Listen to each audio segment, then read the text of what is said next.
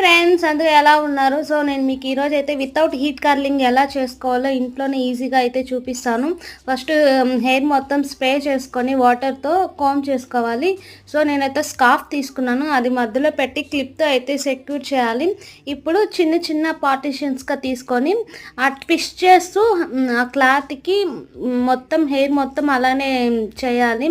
So మొత్తం round అంతా అయిపోయింది కదా! ఇప్పుడైతే మనం హెయిర్ బ్యాండ్‌తో అయితే సెక్యూర్ చేసుకోవాలి. ఊడిపోకుండా ఉంటుంది.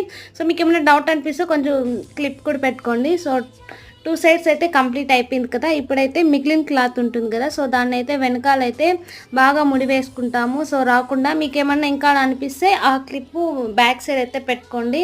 సో ఇప్పుడైతే 3 అవర్స్ తర్వాత నాది ఎలా ఉందో చూడండి. ఓవర్ నైట్ పెట్టుకుంటే ఇంకా చాలా బాగుంటుంది. సో మీకు ఇక్కడ ఏమన్నా సెట్టింగ్ స్ప్రే ఉంటే స్ప్రే చేయండి. ఇంకా ఎక్కువ టైం ఉండడానికైతే ఛాన్సెస్ ఉన్నాయి. ఐ హోప్ మీ అందరికీ ఈ వీడియో నచ్చింది అనుకుంటాను.